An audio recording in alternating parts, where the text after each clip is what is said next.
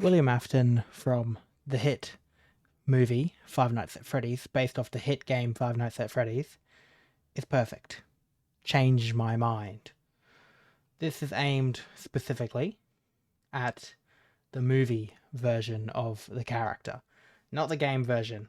Don't get me started on the game version. So, obviously, there's going to be spoilers for the movie, and it was it was a great movie. It had its issues sometimes, but every movie does. But Matthew Lillard as William Afton is perfect in that movie, and I will explain why right now. So, my biggest issue with Afton in the games is that he went from not having a motive, just being chaotic evil, doing it for the hell of it, to his reason is trying to bring his family back together, which is odd considering the way he was in the first three games. And it seems like, as of the moment, the movie is kind of leaning more towards he's just a crazy guy and he just wants to watch the world burn. And that's fine. That's probably what makes me like him more, is because it's obvious in the movie from the way he acts. He doesn't really care about anyone else. He just wants to, you know, kill people. Like, what he's been doing since the 80s in the games and the movies. And the fact that he doesn't have a motive, actually, I'm fine with that. It's like, I prefer him not having a motive because not every villain needs a reason as to why they're evil. It's like, it's probably better for Afton's case specifically for him to just be pure evil, evil for the sake of it, and not like, oh, I'm evil because I want to save insert name here. But in the games, he's kind of turned into a joke. But the movies, the way he is in the movie is how he needs to be in the game. I'm going to explain why. So first things off, when Mike goes to get the job, straight up, he reads his name. He's like, oh yeah, Mike. Oh shit. Mr. Michael.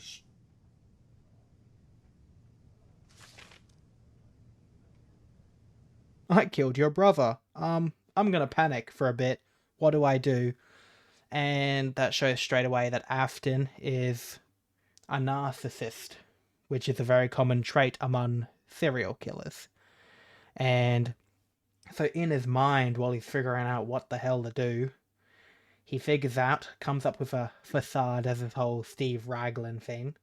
And it's kind of ironic that he's a counselor.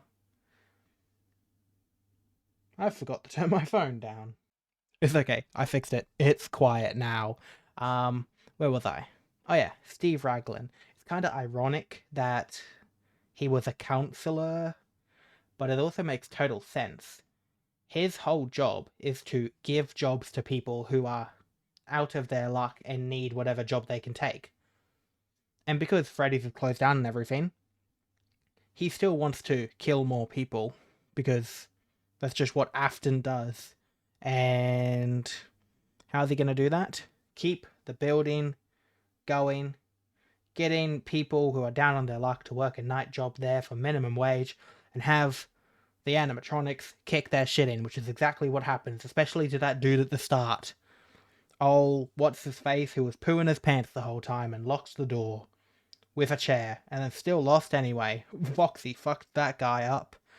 Um, but yeah, even just how suspicious he was when he was talking about the restaurant, how the owner refused to let it go. And from the way he spoke, even if you knew nothing about it, from the way he acted, you knew straight up, yeah, this guy owned it. It's like he's trying to keep up a facade to lure people into a false sense of security. And his whole villain side comes out perfectly later on in the movie when he arrives at the end as Spring Bonnie. Him controlling, his sense of control in terms of a villain is inch perfect, and the acting is inch perfect. He just shows up and goes, "Hey Mike, I'm gonna fuck you up because I can." So what does he do? He does just that.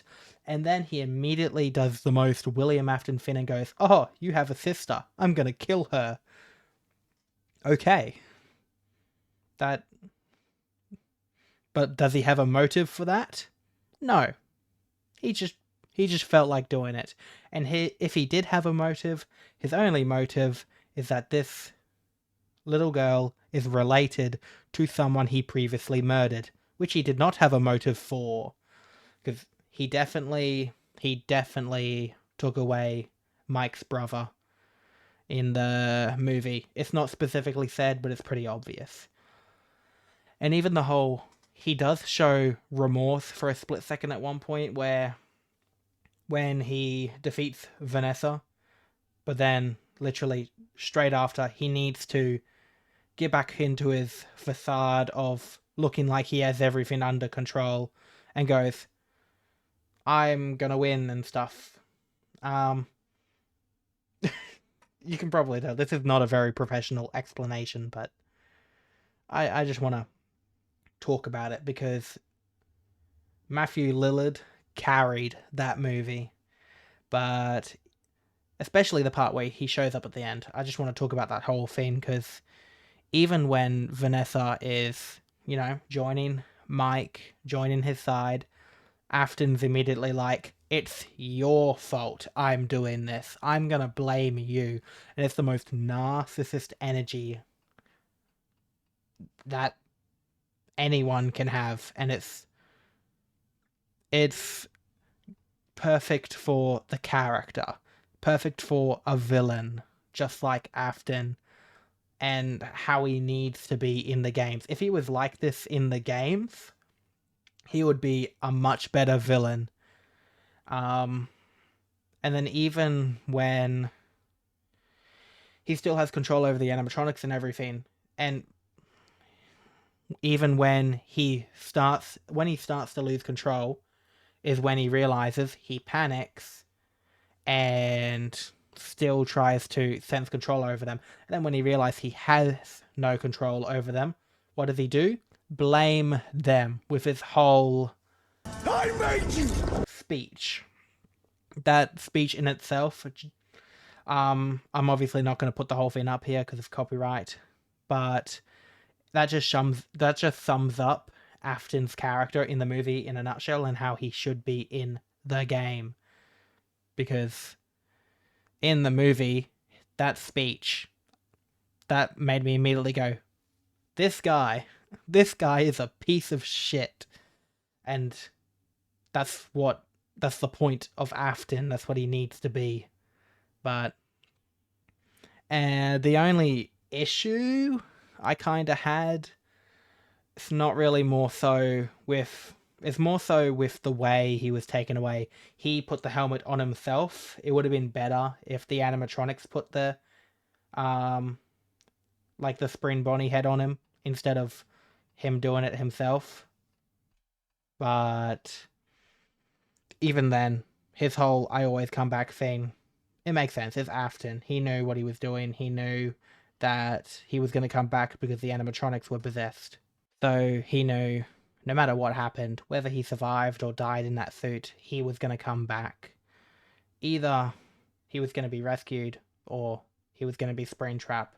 And obviously the latter is what happened and even by the end, he was still trying to reach out. One last attempt to get the missing children back on his side. Yeah, Golden Freddy was having none of that, but... And obviously we know he's going to come back, but it's like... His arc in the movie as the villain is perfect, and obviously the only thing I would change is that the animatronics put the Spring Bonnie head on him and not him doing it to himself. But obviously that isn't really about the character, that's more so about the actual scene So, but like aside from that, I'd change nothing about the character. It was perfect. Like the other characters were really good, but Matthew Lillard carried that movie, and yeah, Afton in the FNAF movie was perfect, and you cannot change my mind. But let me know in the comments if you guys agree with me, or whether you have any other thoughts, or whether you have a completely different opinion. Let me know. But that'll be where we leave it for this one. Be sure to like and subscribe if you enjoyed. And goodbye.